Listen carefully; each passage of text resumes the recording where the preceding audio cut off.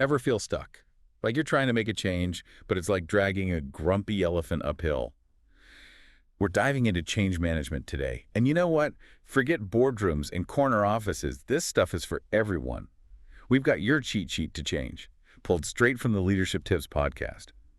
They've been unpacking this great book, Switch, which is all about getting people and ourselves to actually do things differently. And it's not just about doing things differently, it's about understanding the why behind our resistance to change and how we can work with our natural tendencies instead of against them. That's so key. What's the secret sauce? What makes this switch approach so different? Well, they introduced this framework that's so elegantly simple. The writer, the elephant, and the path. It's one of those things you hear once and it just clicks. Okay, I'm all ears. Lay it on me. So picture this. You're trying to make a change. Yeah? Any change, right? The writer is that logical, analytical part of you, the planner. Always thinking, overthinking sometimes, trying to map out every single step. Oh, I know that writer well. Spends a lot of time in my head making to-do lists. Exactly. But then there's the elephant. This is your emotional side, driven by instinct, feelings, and sometimes, let's be honest, a healthy dose of I don't wanna. The elephant is definitely the one who hits the snooze button when my alarm goes off for that morning workout. And then, of course, there's the path. This represents your environment, the situation you're in. It's like the terrain you're trying to navigate this whole change journey on. So it's not enough to just have a plan. You also have to deal with your feelings about the change and make sure your environment is set up for success. That's the brilliance of this framework. It recognizes that change isn't just about willpower or logic, it's about addressing all three elements: the thinking, the feeling, and the context. It's like trying to get a stubborn elephant to move. Yeah. You can't just tell it where to go. You have to coax it, motivate it, and make sure the path ahead is clear. Exactly. And that's what we're going to unpack today. How do we direct our riders, motivate our elephants, and shape our paths to make change less of a struggle and more of a, dare I say, enjoyable journey? All right, I'm ready to get this elephant moving. Let's start with the writer, that logical planner in our heads. What can we do to get them on board with change? Well, the podcast points out that the writer, while smart and analytical, has a tendency to overthink things. Analysis paralysis, they call it. Ever been there? Oh, 100%. I could spend hours researching the perfect way to do something, only to get completely overwhelmed and not do anything at all. It happens to the best of us. So, one of the most powerful strategies the podcast highlights is called finding the bright spots. Okay, I like the sound of that already. Tell me more. It's about shifting your focus from what's wrong to what's working, even in small ways. Instead of dwelling on problems, you actively search for those glimmers of success, those bright spots, and then you figure out how to replicate them. So it's kind of like that saying, don't water the weeds. Exactly. You're focusing your energy on cultivating the positive, on nurturing those seeds of success that are already present. And this ties in really well with what we know about our brains. You see, our minds have a natural negativity bias, meaning we're wired to focus on threats and problems. But when we actively look for bright spots, we're essentially rewiring our brains to focus on solutions and possibilities. So instead of fixating on all the times I failed to stick to a new habit, I could celebrate the times I did succeed and try to understand what made those times different. Exactly. It's about understanding the conditions that led to those positive outcomes so you can recreate them. And the podcast gives this amazing example of how this works in the real world. They call it the glove shrine. Have you ever heard of this? The glove shrine. That's a new one. I'm intrigued. Tell me more. So imagine you're trying to improve safety practices in a company, right? Instead of just bombarding employees with statistics and lectures, someone had this brilliant idea to create a display of damaged work gloves. Damaged gloves. Okay, I'm not seeing the connection to safety just yet. But here's the thing. Each of those gloves had actually protected a worker from a serious injury. They were tangible proof of the impact safety measures could have. Wow, that's so much more powerful than just reading about safety protocols. Exactly. It creates an emotional connection, a visceral reminder of why safety matters. And that's what finding the bright spots is all about. It's about uncovering those unexpected successes, those exceptions to the rule, and figuring out how to make them the norm. Okay, that glove shrine example is brilliant. It really highlights the power of focusing on the positive, on those unexpected whims. But what about the elephant in the room? You know, that emotional part of us that doesn't always love change. Ah, yes, the elephant. We can't forget about the elephant. As we saw with the glove shrine, emotions can be incredibly powerful drivers of change, but they can also be major roadblocks if we don't address them head on. So how do we get the elephant on board with change? Because logic and reasoning only get us so far right. You're absolutely right. Trying to logic your elephant into change is like trying to convince a toddler to eat their vegetables by explaining the nutritional benefits. It's just not going to work. So we need a different approach, something a little more persuasive. Exactly. And one of the most effective strategies the podcast highlights is finding the feeling. Okay, finding the feeling. Hmm. What does that mean in the context of change? It's about tapping into the emotional side of change. Why does this change matter? What feelings will it evoke? Instead of just focusing on the practicalities, we need to make the elephant feel the need for change. So it's about creating an emotional connection to the change we want to see. Like if I'm trying to eat healthier, instead of just telling myself I should, maybe I need a visual reminder of the benefits, like a vision board with pictures of delicious healthy meals and how much more energy I'll have. Exactly. Or think about those before and after photos people use for fitness transformations. Those images aren't just about aesthetics. They tap into our desire to feel good, to be our best selves. And those feelings can be incredibly motivating. It's like creating a movie trailer for the change you want to see, making it so compelling that your elephant can't resist hopping on board. I love that analogy. You're not just presenting the facts, you're creating an experience, a story that the elephant can connect with on an emotional level. That makes so much sense. Emotions are powerful, and we can't just ignore them when we're trying to make a change. But what about when the change just feels too big, too overwhelming? I'm so glad you brought that up because that's a really common challenge. And it's where our next strategy comes in, shrinking the change. Okay, shrinking the change.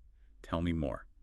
Have you ever noticed how a big goal can feel exciting and inspiring when it's far off in the distance? But as soon as you try to take action, it's like this giant wave of overwhelm crashes over you. Oh, all the time.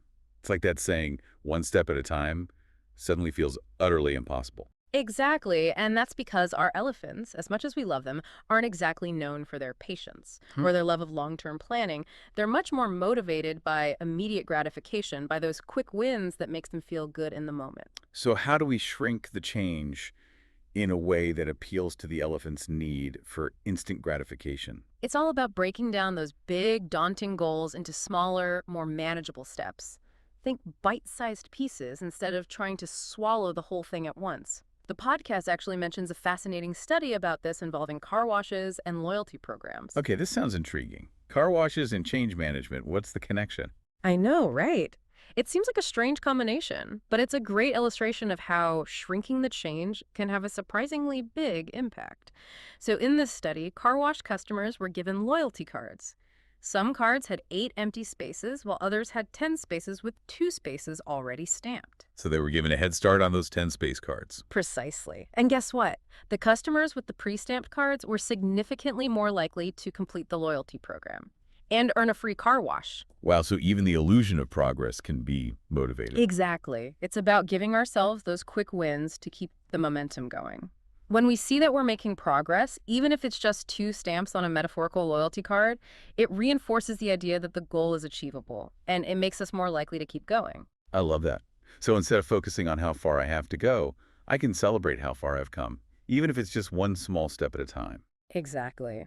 It's all about shifting your perspective and finding ways to make the journey itself rewarding. Because when we feel good about the progress we're making, it becomes much easier to stay motivated and keep that elephant moving forward.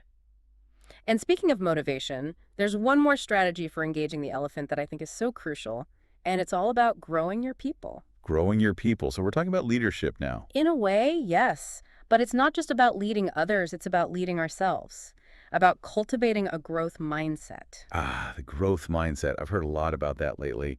What exactly does it mean in the context of change? Well, it all comes down to how we view our abilities.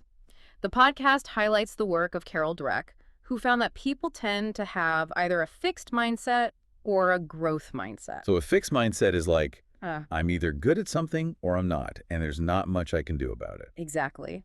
And that kind of thinking can be incredibly limiting, especially when it comes to change. Because if we believe our abilities are fixed, then we're going to be afraid of trying new things, of stepping outside our comfort zones. Because what if we fail? What if we prove that we're just not good enough? Because with that fixed mindset, failure feels like a reflection of who we are. not just something we did. Exactly. But with a growth mindset, you view challenges and setbacks as opportunities to learn and grow. You embrace mistakes as part of the process. So it's less about being good or bad at something and more about focusing on the journey of improvement. Precisely. And that shift in mindset can be incredibly empowering, especially when it comes to change. Because when you believe that you can learn and grow, that you can develop new skills and overcome challenges, then suddenly change doesn't seem so daunting. It becomes an opportunity for growth, for becoming a better version of yourself. Okay, we've covered a lot of ground here.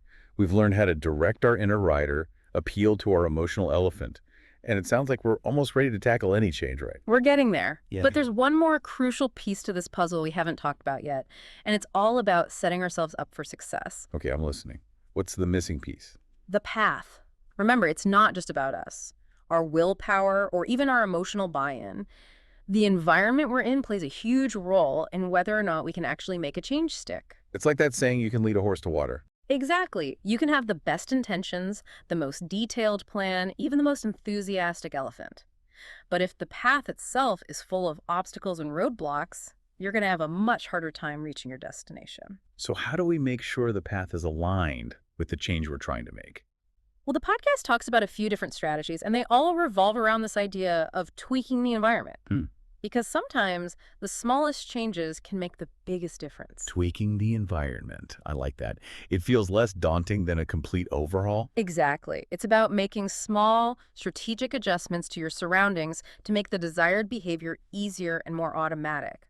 For example, let's say you're trying to break the habit of mindlessly scrolling through social media on your phone. Oh, this is a timely one. I think we've all been there. Right. So instead of relying on willpower alone, what if you removed those tempting social media apps from your home screen? Maybe you even put your phone in another room while you're working or spending time with family. Out of sight, out of mind, right? Exactly. You're not relying on willpower alone. You're creating an environment that supports your goal of being more present and less distracted. The podcast also talks about this technique called emotion study. Have you ever heard of that? Emotion study. Like we're filming my morning routine to see where all the wasted time goes.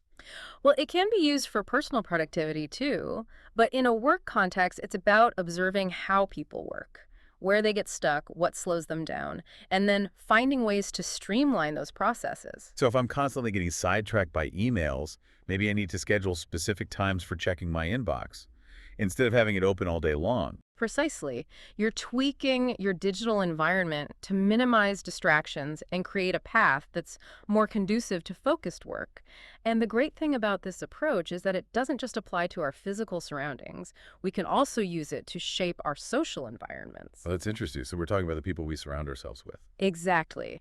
Remember how we talked about the elephant's need for social connection? Well, that desire to fit in, to be part of the herd, can work in our favor when it comes to change. So if I'm trying to eat healthier, it would be helpful to spend time with friends who are also health conscious. Exactly. The podcast calls this rallying the herd. When we see people around us making positive changes, it normalizes those behaviors and makes us more likely to adopt them ourselves.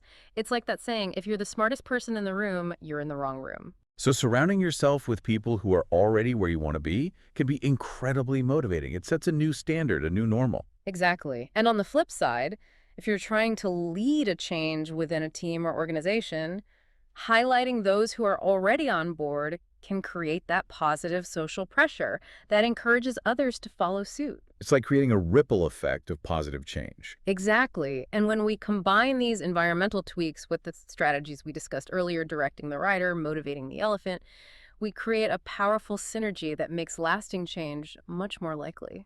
This has been so insightful. So to wrap it all up, it's about directing our riders, motivating our elephants, and shaping our paths to create an environment where change can thrive. Precisely. It's a holistic approach to change, recognizing that it's not just about willpower or even knowledge. It's about understanding the complex interplay of our thoughts, feelings, and surroundings. And for our listeners who are ready to embark on their own change journeys, remember this: you don't have to do it all at once. Start small, celebrate your wins, and don't be afraid to lean on that rider, coax that elephant, and pave that path toward the changes you want to see in your life.